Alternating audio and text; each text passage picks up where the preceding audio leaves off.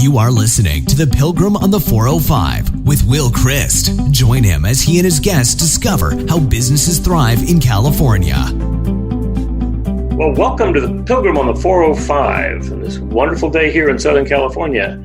We have a great guest today. We're going to be talking to Stacey Gordon, who is a diversity, inclusion, and career strategist here in Southern California. So welcome to The Pilgrim on the 405, Stacey. Thank you.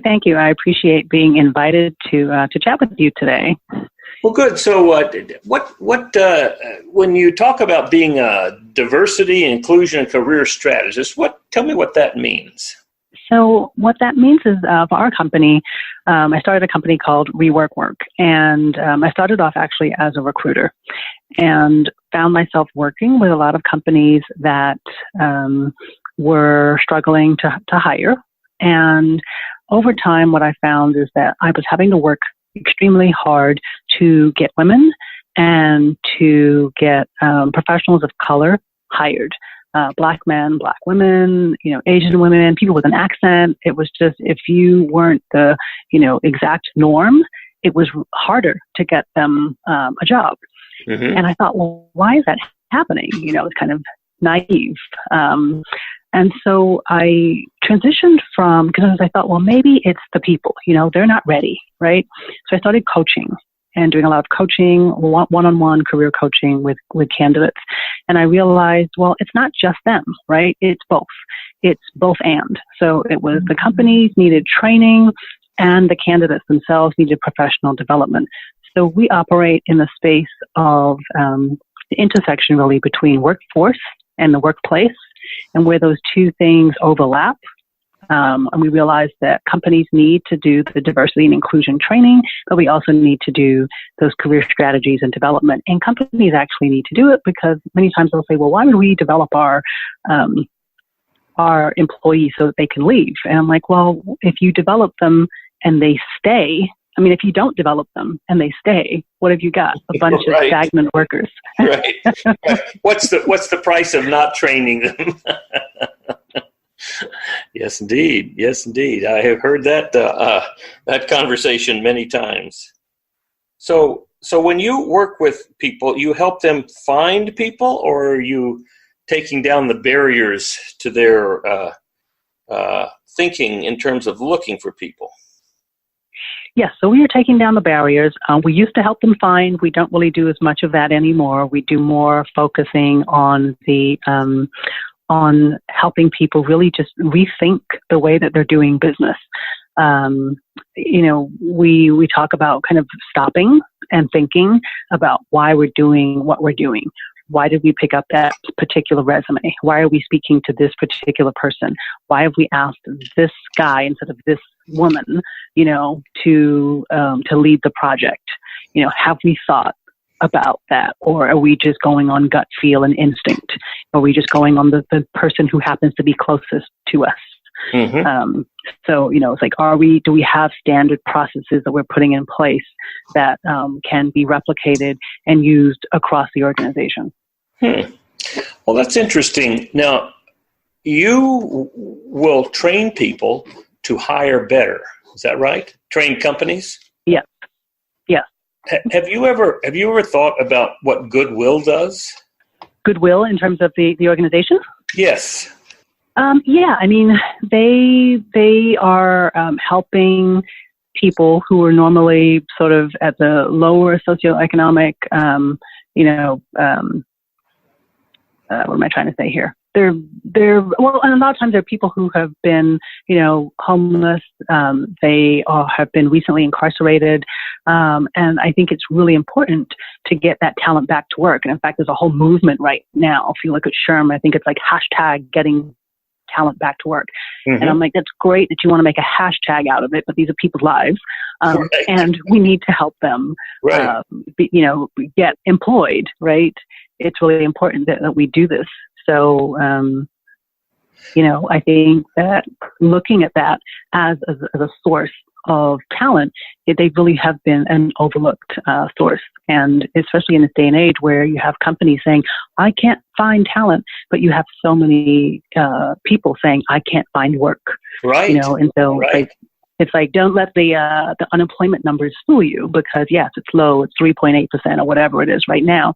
But that's because they're not looking at people. Many of those people are not gainfully full-time employed, and Yes. they want to be. Yeah, Goodwill works particularly with disabled people that the world would look at as somehow limited, and they find work for them. They have like 27,000 people that they have placed in jobs that are working right now.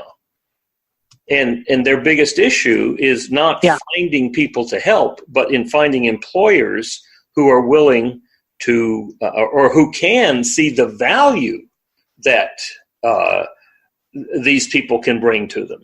Well, I think your first, what you started to say first is more accurate, right? Who are willing to do it. Yes, yes. And I think that's really part of it, is that we have a barrier that we put up. And, I think one of the things that I was thinking about is how it is that, I have this passion for helping small businesses to thrive, right? And so I was looking up some of the statistics that are out there, and I think SCORE, and also there's a report it's like the State of the Women-Owned Business report by American Express or something, right? Mm-hmm. But they did all these surveys, and they looked at it, and they did this whole research, and they have found that, as of 2018, that there were 12.3 million women-owned businesses in the U.S. Wow. Right. And so why is that, right? In 1972, there were only 402,000 women-owned businesses. Mm. So now women own 4 out of every 10 businesses in the United States. Wow. And what's interesting about that, the reason I bring these stats up, is if you think about the fact that just last year, actually 2017, more than 1,800 new women-owned businesses were launched every day. Right? And out of that, oh my God, every day. And out of that, 64% of them were started by women of color. Uh-huh. So I bring these statistics up because as a Black woman, right, I've always been around the demographic of women who want their businesses to thrive.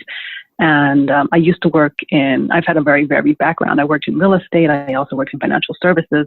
And in those industries particularly, I feel like you are a small business owner under a large brand umbrella, right? Yes. If you work for Keller Williams or New York Life or Prudential or, any of those insurance type companies or real estate firms, you are having to run your own business, but you've got the brand backing to help, right? Right. And so I think that as you look at those individuals, I've always been in roles where I've wanted to help them to thrive, right? Help them to be more successful in their careers. And because when you do that, they can take better care of their finances, they have more control over their lives, and they can take better care of their families. And I think that is a huge and important thing for us to do in this world, right? Is to leave it a better place than we found it. Well, and they also and you can do that by right, but they also then can make a bigger contribution to the world, right? Right, exactly, right. And I think that it's vital to our economy, right? If small businesses are successful. Right. So who are the kind of people that you work with? So we work with really, and I hate to say it this way because I remember business school, my marketing professor said, you never say you want to work with everyone, right? You need to make it really specific, right? You just need to be able to bring it down to the specifics. But for us, we really look at targeting people who have acknowledged that they want to do better. Mm-hmm. So our core target is really people who said, yes, I know we can do better, but we don't know how, and we want help. Mm-hmm. So Maya Angelou said that when you know better, do better. And that's our job, right? We want to help companies know better. Mm-hmm. But we don't want to preach to the choir, right? Those people who are already doing a great job, because like, good, go on and continue. But we also don't want to butt our heads against a brick wall either. And there's a whole contingent of people who don't see the value in what we do.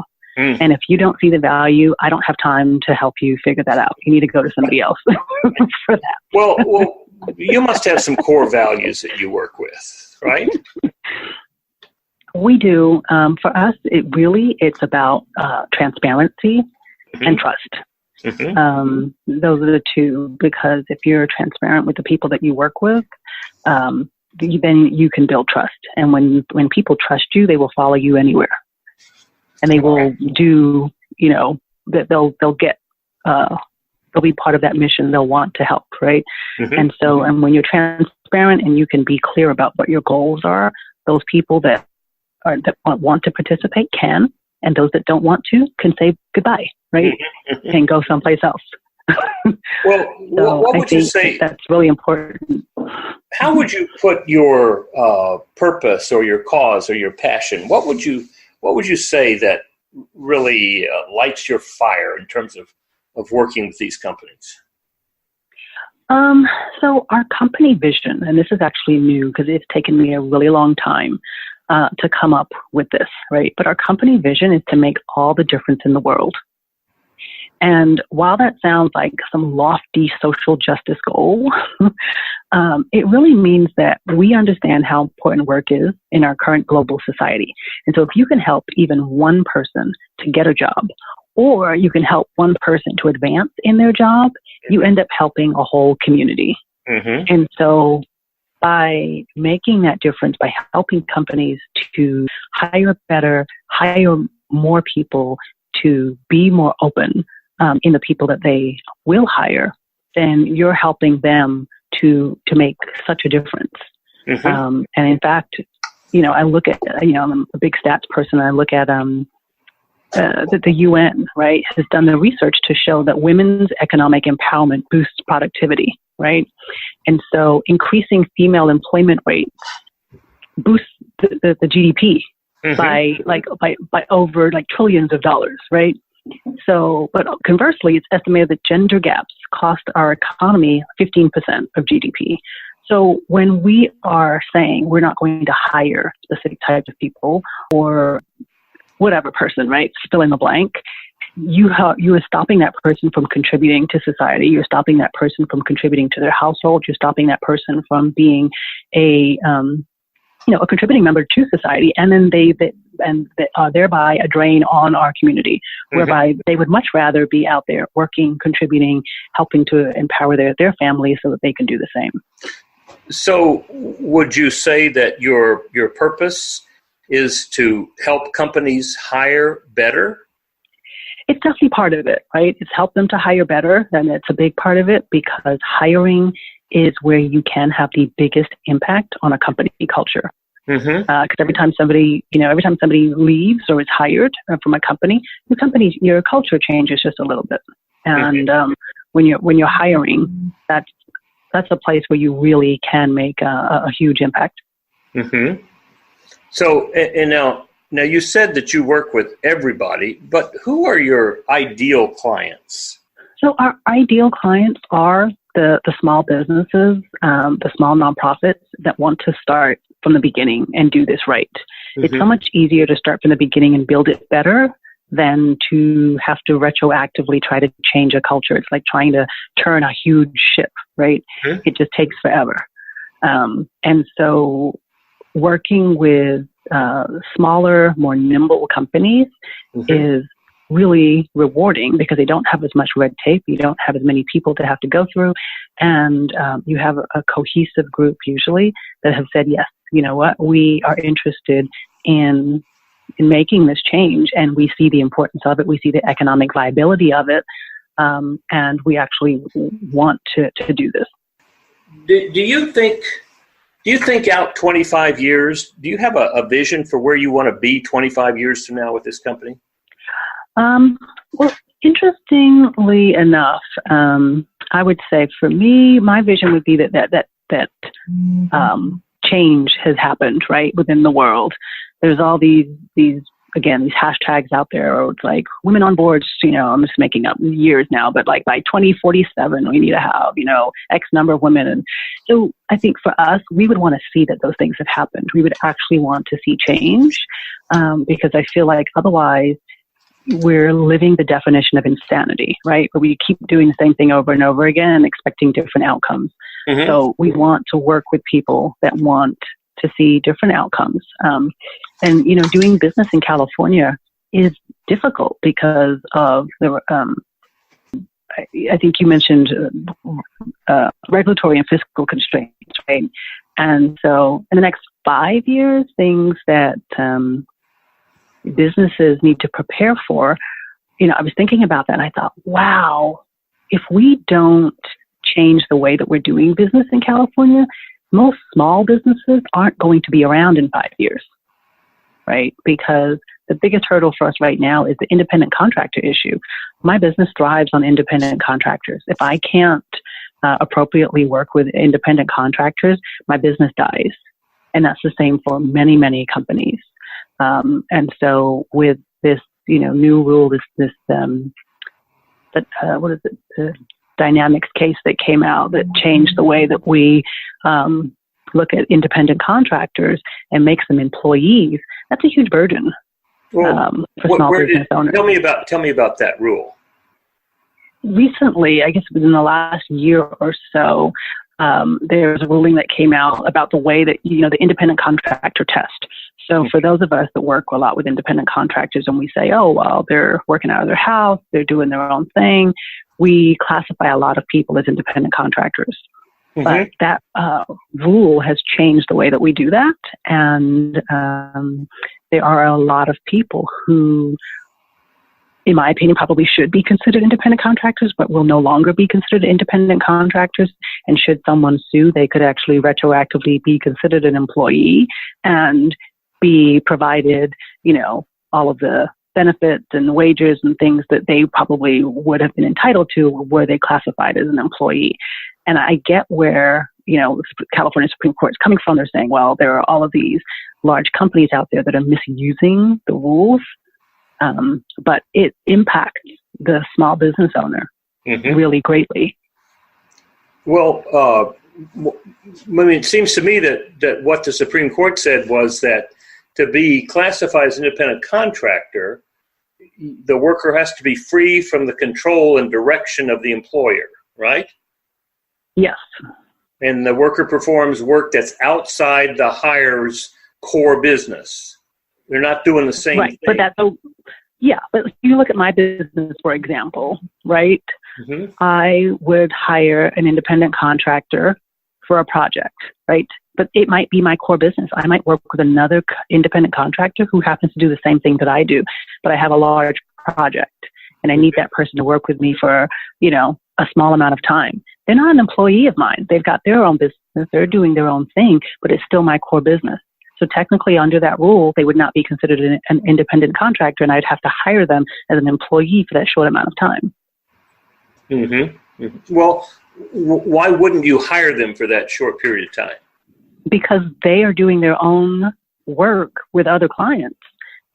And just because they're not specifically, working with another client at that particular time. Oh, okay. So then the worker customarily engages in an independent established trade, occupation, or business. I mean, that's what they do. They have a business that operates ongoing with varieties of clients, right? Some of them, yes. Well, that's what I'm asking. So, I've had consultants. I have hired people as 1099s, and to me, to be a 1099, they have to be a company, not just a person.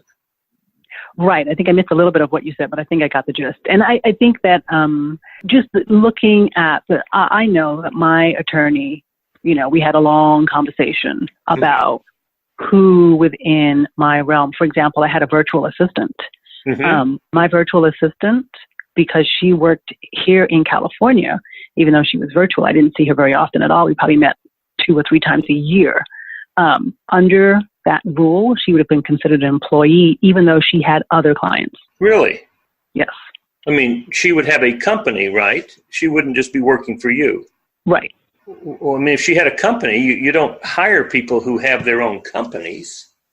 It was, unless I got bad advice from my attorney, all I'm saying is that there's a lot. I'm not the only one, right? We've had, in fact, the Small Business Development Center, I went in and talked with them, and they're having that same issue because their entire staff, all the people that small business owners would go to get advice for their business, from a small business development center, all of those people are independent contractors of the small business development center.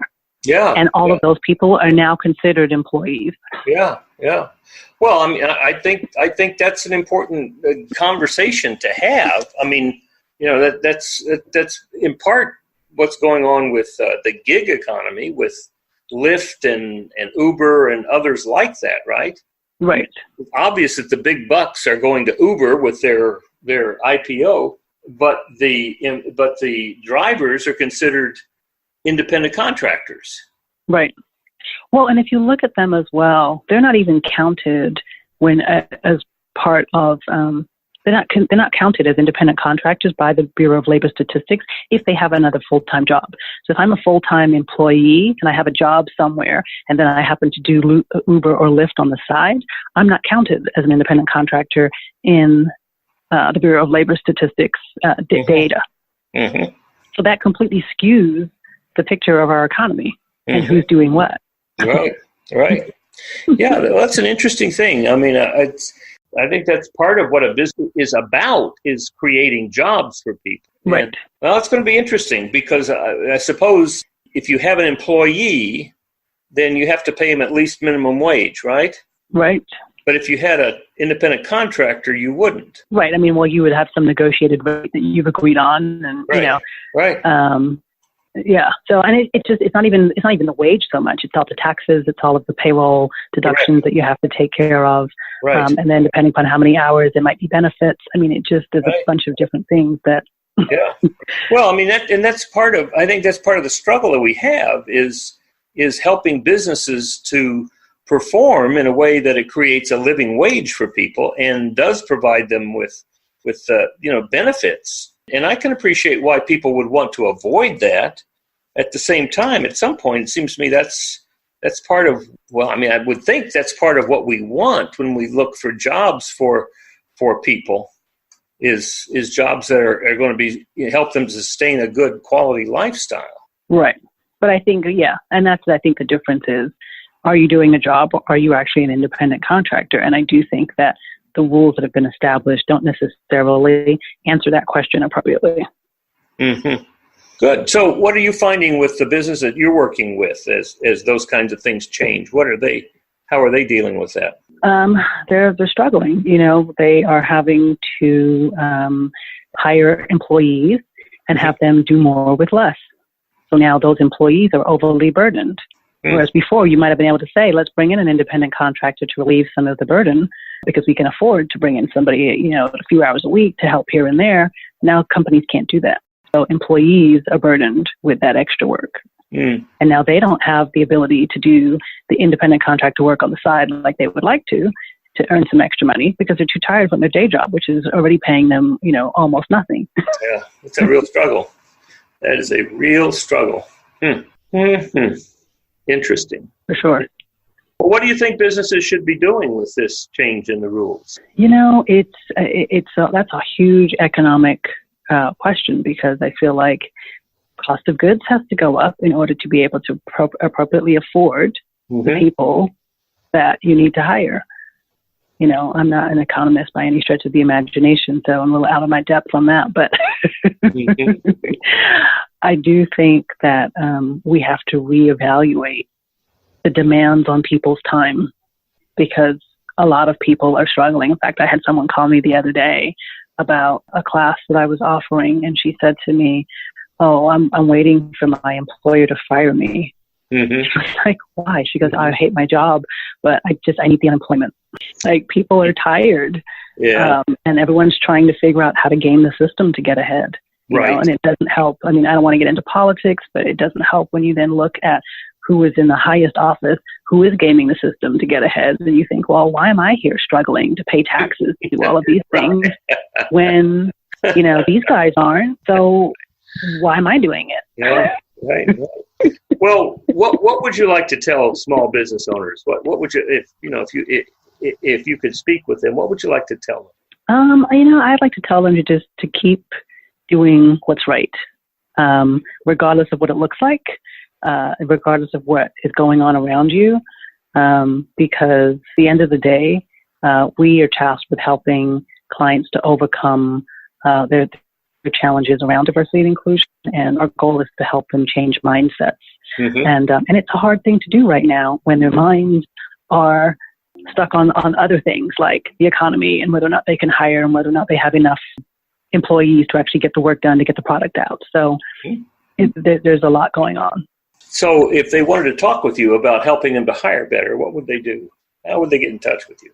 I am very getting touchable. I'm on LinkedIn. I actually have a diversity recruiting course on LinkedIn Online Learning, and I encourage people to check that out and to connect with me on LinkedIn. I usually accept everyone, and people send me messages all the time, and most of my clients come through there.